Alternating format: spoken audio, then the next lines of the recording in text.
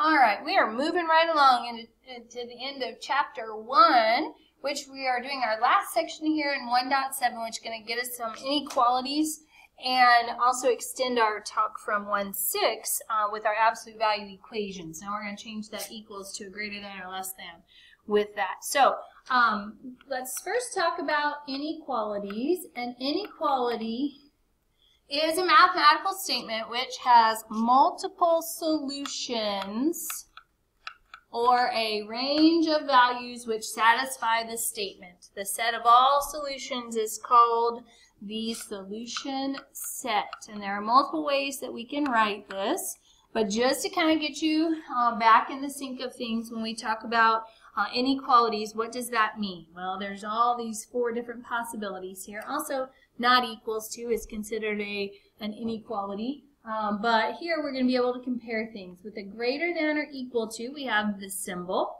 And if I take away that equals, I'm just left with greater than. Don't forget that less than or equal to looks like this, reading it left to right, and less than is without the equals. Okay, so just as a quick reminder. Sometimes we'll use that notation, but when you get into higher math, we get into what's called interval notation. So let's talk about interval notation. Some sets of real numbers can be represented using interval notation. And we have, suppose A and B are 2 real numbers such that A is less than B.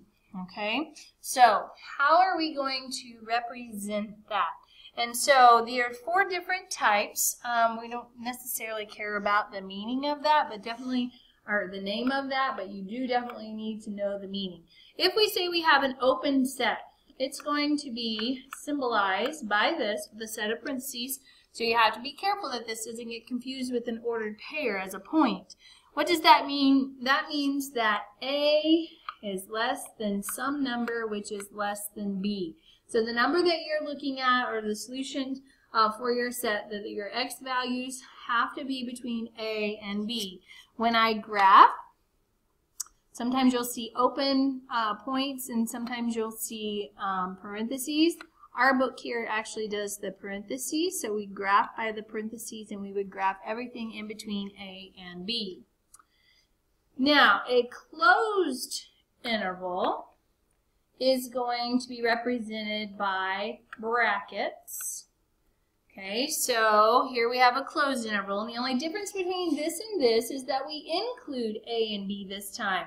So up here, it's not a possibility for A and B to be equal to, but in this case, now I throw the equals in, and these are what we call compound inequalities when you see things back to back like that. So we want all numbers x that are between A and B, and that could include A and B. So the graph of that looks like this, where I have A and B. Again, we're going to do our brackets right on the graph and graph everything in between. Okay. Now, there are 2 infinite possibilities.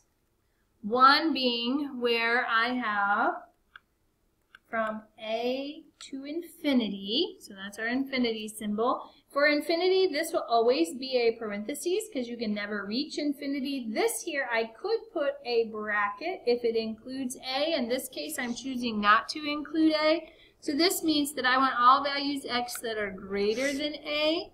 And a graph means that I'm going to start at A. I'm going to go ahead and put the parenthesis there. And I'm going to go off to positive infinity.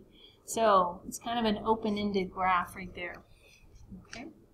And our last one that I want to show you is another infinite one. But what if we come from the other direction? It would look like I go from negative infinity to B. And this time I'm going to include B. Okay, so I want all the numbers that are less than B. So this means, with our inequality symbols, all values x that are less than or equal to B. And we end up having B, close bracket includes B, but I want all of these numbers that are down here. Okay? All right, so I know that's a little bit different. You may not have seen that before. But it's not too bad once you get used to it. So in Table 1.4, Section 1.7 out of your book, there's a whole list of 9 possibilities. If we go from negative infinity to positive infinity, that just means that it's the all real numbers, etc. So you can look in your book in that if you would like to. But we're going to look at these and express the interval into set builder notation, which is what we have here. And then we are going to graph what they asked me to here. Okay? So I'm going to go between -2 and 5, include -2, but not include 5. And I will tell you that sometimes they'll do the set notation as the values of x, and this line means such that -2 is less than or equal to, so I can equal the x, or equal the -2, but also be less than 5, and then close with a brace. So that would be considered what the set builder notation is that we want all values x such that x is between -2 and 5, including -2 but not including 5. So the way we would graph that, do numerically -2 and 5, I'm going to put a bracket, so this kind of leads to the graph of it, and then parentheses and everything in between. Okay. Next one is very similar. Next one is very similar here, where I have all the numbers between 1 and 8, and I'm including those numbers this time. So let's say all x such that 1 is less than or equal to x, which is less than or equal to 8.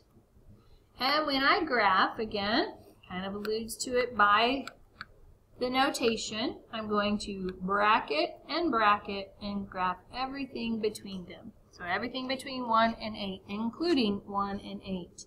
Here, we go from -infinity all the way up to -2. That's kind of one of these types of things. So if you want to look at the graph of that, I'm going to stop at -2, but not include -2. And I would choose everything to the left of that. By a set builder notation, I want all x such that all these x values that are less than -2. So x is less than -2. Would be my set builder notation. So I know that's kind of odd a little bit, but the more you get used to it, the easier it does get. All right, let's try here. We're now going to be able to solve some inequalities. So this is kind of going back to what we were doing when we were solving linear equations. The idea is very, very similar, except for now instead of an equals, you have a less than or equal to, or greater than, whatever it is in there. So there's one important rule, though, that you have to remember when you are working with inequalities. So we will write our answers to inequalities in interval notation. So all of this stuff will kind of be our answers, okay? But you need to know what it means within the set builder notation. Speaking about inequalities, let's learn how to solve inequalities. Solving inequalities is just like solving equations, but we have one very important rule. One can add or subtract from both sides of the inequality with no problem. But when you multiply or divide by a negative number, I'm going to write that in all caps, and I'm going to star this. You must flip the inequality sign. Okay, and I can prove that for you if you say, okay, if I have 1 is less than 2, we know that's true. If I multiply by -2 and multiply by -2, this becomes a -2, this becomes a -4, but now this is bigger than that. So in order to make that true, that inequality has to flip, okay? So make sure that you heed to that rule. So let's see if we can solve this two-step inequality here. 2x plus 5 is less than 17. Treat this as like your equals, so I need to get rid of this plus 5 and the 2 away from that x in order to do so. You can write it out, or you can go strictly to this step to do 2x is less than 12. And to get x by itself, we have to do the opposite of multiply, which is to divide by that number next to the letter. So this just gives me a 1.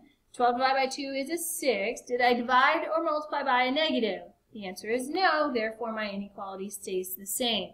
So here is x is less than 6. Now, according to my set builder notation, that's similar to this guy right here, similar to this one. And so I want all numbers to negative infinity all the way up to 6. And so that would be my interval notation for my answer.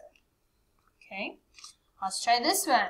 Again, I want to get x by itself. I want to add 3 to both sides. And so when I do that, I get a negative 2x less than or equal to, I just added 3, so that doesn't change. Negative 17 plus 3 gives me a negative 14. I'm going to now divide by the number next to the letter, and ding, ding, ding, that's a negative number. Therefore, this becomes x. I have to flip that inequality and do this division, which becomes a positive 7. So I want all numbers greater than or equal to 7. So the graph of that would be, we say this is 7, we would go all the way up here to infinity. So our interval notation, bracket because of the equals, 7 to infinity. Again, infinity never has a bracket. It is always a parenthesis because you can never reach there. Okay? All right. 3 more. We're going to talk about absolute value inequalities. So this gets a little bit more involved, doing some simplification instead of, like, this is already simplified. So I'm going to go ahead and distribute first. So let's rewrite 8x plus 3. So you should be confident in being able to distribute. Rewrite the x plus 5. And I'm going to simplify all that I can on this right side just to make life a little bit easier. So when I do that, I'm going to get a 7x, and 3 plus 5 is a plus 8. And I'm going to, now this time I have x's on both sides, so I'm going to subtract this guy over, and I'm going to subtract this guy over. So I'm going to subtract 7x from both sides. That goes away, but then I'm also going to subtract 3 from both sides, so that the constant goes away on this side, leaving me with 8x minus 7x. Well, that's awfully nice. That's just a 1x. Is greater than, all I did was subtract here. I did not multiply or divide by a negative, so no flipping of the sign there. But now I do the 8 minus the 3, which gives me a 5. So I want all values that are greater than 5. Interval notation, no equals, so it's going to be a parenthesis, 5 to infinity. If you need to look at the graph to help you out with that interval notation, maybe that would be helpful for you to do. Okay? All right, so this would be our answer right there. All right, very good. Let's try another one. Let's distribute. This time we got 3 places to distribute. I'm going to go ahead and change a color here so we can see. That 3 goes in here, negative 2 goes into there, and that 5 goes into there. So let's just distribute. We get 3x minus 24. Negative 2 times positive 10 is minus 20. Negative 2 times a negative x is a plus 2x. Greater than a 5x minus 5. And again, I'm going to clean up all that I can on this side over here. Notice I get 3x plus 2x, which is a 5x. Minus 24 minus 20 is a minus 44. Greater than, rewriting the right side, is a 5x minus 5. Now, x is on both sides, but oh my goodness, look what happens when you subtract 5x to bring it over on this side. This is a case where both of them cancel, and so we have to make a determination. Is negative 44 greater than, negative 5? Is that a true statement or is it a false statement? Negative 44 is way down on the negatives. That is smaller than negative 5. So this is actually a false statement. That is false. So that means that the empty set is my answer. Now, if that was reversed, just by switching this inequality to that, then that would make that a true statement. If it was a true statement, then remember, everything will work here. All real numbers would be our final answer in that case. Okay, so remember those special cases. If things cancel, make sure that you look to see if the statement is true or false. All right, our last inequality that I want to show you is going to help us with our absolute value inequalities, and it is solving what we call a compound inequality. This basically says, and I'm just going to by definition tell you, that it says that this is negative 3 less than or equal to 4x minus 3, and 4x minus 3 has to be less than 19. So there's a kind of a hidden number in, or hidden word in there. is that is going to be and. And why am I telling you that? Because it's going to be important when we break up our absolute values. When you have a less than situation, I want you to break it up into a compound inequality, because I think solving these are so much easier if they are together, because this expression is bounded between 3 and 19, than splitting it up. But you have to realize that it is meaning an and situation, okay? So now how do we solve things like this?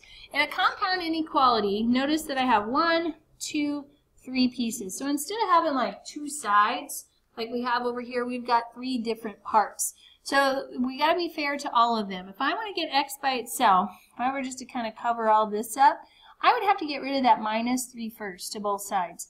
And so in order to do that, I have to add 3. To get rid of it. But that means I'm going to add 3 here, and I'm going to also add 3 over here as well. Now it goes away from the middle. This becomes a 6, less than or equal to 4x, which is less than this right here gives me a 22. And then if I want to get x by itself, we're multiplying by 4, so I have to divide by the number next to the letter. Well, not in only 2 places do I have to do that. I have to do that in all 3 places now. So make sure that you do that. Let's reduce. This gives me a 3/2 less than or equal to an x, because that cancels. And then less than, reducing that gives me an 11/2. So I want all values that are between 3/2 and 11/2, including the 3/2, but not including the 11/2. So by interval notation, I need a bracket with 3/2, and I need a parentheses with 11/2. So that's the case where we are bounded between 2 numbers, and that would be our interval notation solution. Okay? All right. Very, very good. Let's turn on the back side of that page and see how do we apply these to our absolute value inequalities. Okay, so we did the equations before where we had to split it up into 2 separate equations. Now we're going to evolve into our absolute value inequalities. Now, I want to remind you that this is just like with our absolute value equations. You need to get your absolute value expression by itself. And I like to have it on the left side here, because the things I'm going to have you break it up has to have it on the left side. Now, you must break up the absolute value inequality into 2 inequalities or a compound inequality, given whichever situation that you have, okay? So the absolute value one with the equals looks something very similar to when we have a greater than case. So I'm going to say if I have a greater than, which also means greater than or equal to, and I like to say greater than in this case, because if I have the absolute value of something greater than a number, it is going to be an or situation where I have to split these things into 2 separate inequalities. So this one's going to be very similar to the absolute value equation. I'm going to rewrite this just as is without the absolute value. So I get whatever's inside there greater than a. Or whatever's inside here. Before we set it equal to negative a, but we still want to do negative a. But now this inequality is going to flip. Okay, so I get what's inside here greater than a, what's inside here less than negative a. So you got to do 2 things here. Flip the inequality and change the sign. Then you have 2 inequalities that you can solve. In a less than case, that means less than or equal to or less than, I like to kind of emphasize this, that it's less than, and it's the and case. So remember, a compound inequality represents an and between 2 inequalities. So if I have the absolute value of star as less than a, I'm still going to rewrite it as is, but for this case, instead of doing and star is greater than negative a, I want you to write it as a compound inequality that I can now solve. So again, you have to break these up first before you can solve. You cannot just definitely go forth and solve right at the very start, okay?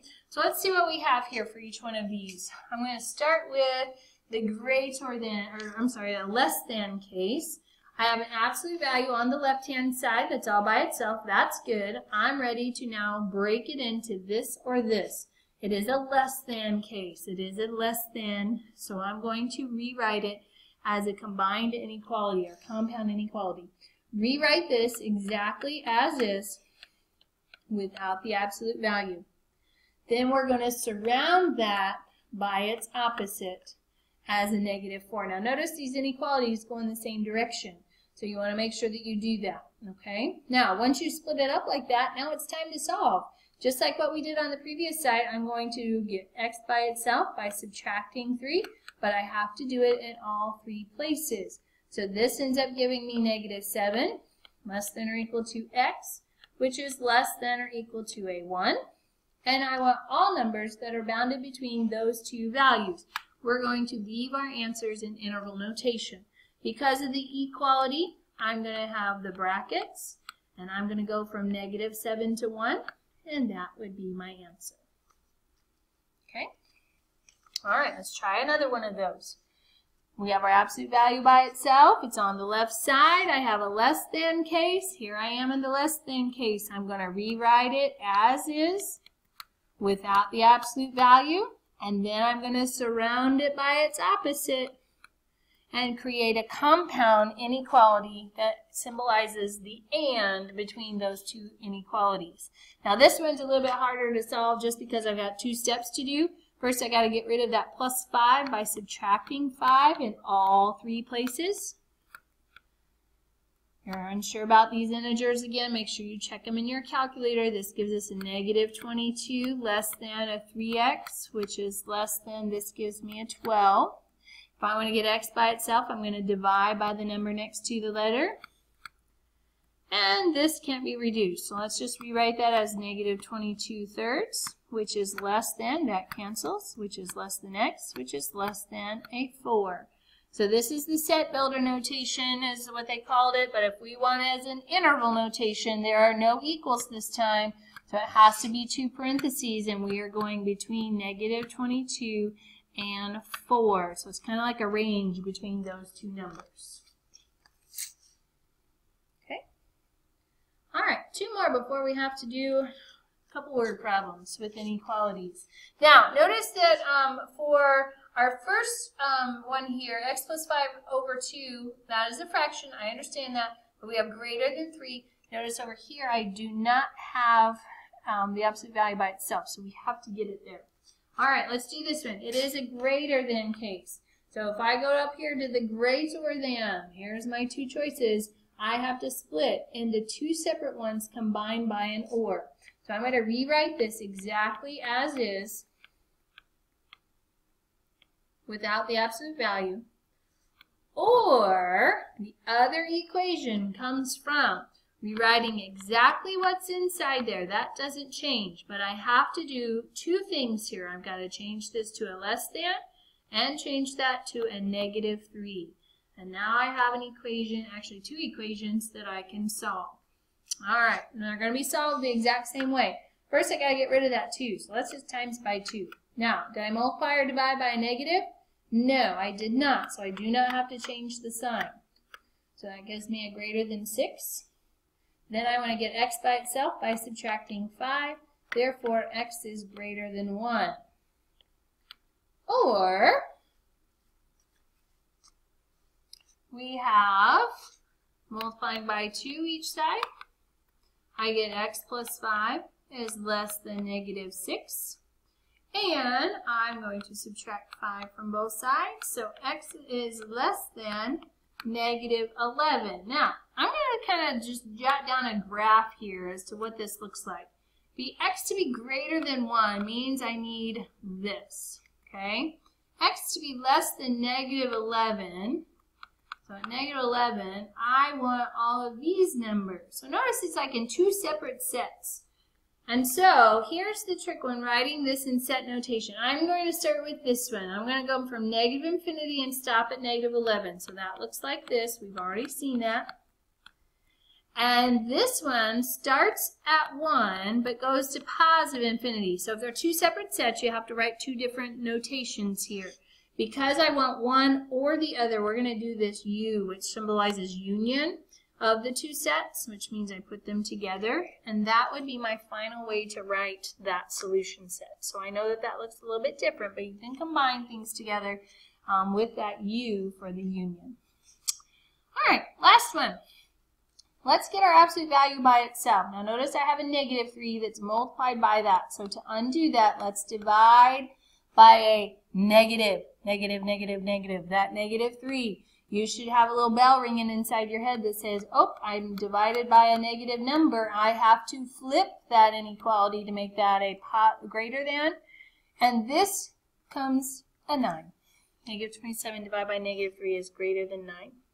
So this is a greater than case. So again, we're right back up here to where I have to split it up, rewrite it as is without the absolute value, or rewrite what's inside there less than the opposite of our number, which in this case is 9. So let's rewrite as is without the absolute value, or rewrite what's inside there to be less than negative 9. And now we're ready to rock and roll with solving our inequalities. So I'm going to subtract 7 from both sides. This side gives me x greater than 2. Subtract 7 from this side. X is less than negative 16. If you need to see it on a graph to help you with graphing or to write the notation, that means I want all of this. And at negative 16, I want all of this to be less than that. So our interval notation, I'm again going to start here and go negative 16 to, whoops, not negative 16. Start at negative infinity, excuse me. Go negative infinity to negative 16, and I'm going to union with that starting at 2 and going to positive infinity, and that would be my set notation, or my interval notation, excuse me, for this problem. Okay? All right, very good. Very good, very good. We got a lot of stuff thrown in there. How to solve inequalities, how to solve absolute value inequalities. Now we get some word problems, and it says the formula for converting Celsius temperature to Fahrenheit temperature is that we have F equals 9/5 C plus 32. If the Fahrenheit temperatures range from 41 degrees to 50 degrees, inclusive, which means they can equal those, what is the range of the Celsius temperatures? Use interval notation to express the range. All right, so these are Fahrenheit temperatures. And this is what Fahrenheit is equal to as an expression of C. What they're looking for is what are the C values that match with that. So we're going to do that with a compound inequality where I want to be including, between 41 and 50. So there's a range there. Now, what goes inside here is that formula for Fahrenheit to convert to Celsius. And what we have is a compound inequality that we can actually solve at this point. So we want to get C by itself, and that's going to be our range for our answer. So I'm first going to subtract 32. Now remember, you got to do it from all three places. 41 minus 32 is a 9. Which is less than or equal to 9/5 C. That goes away, which is less than or equal to 18. And now I have to get 9/5 away from C. Now you can divide by 9/5 because that's the number next to the letter. But with it being a fraction, I think it's so much easier just to multiply by the reciprocal. And that's really what you're going to do when you divide by a fraction. Multiply by the reciprocal because now all those go away. So if I multiply that by the reciprocal, that means I have to multiply all of these by the reciprocal as well. Now, here's where your calculator comes into play if you're not comfortable multiplying these fractions. You can cross-cancel these here out, leaving with a 1 and a 1. So 5 times 1 over 1 times 1 is a 5, less than or equal to C, which is less than or equal to. Cross-canceling here, 9 goes into 18 twice. 1's on the bottom, doesn't make a difference, but then I do have that 2 times 5, which is a 10.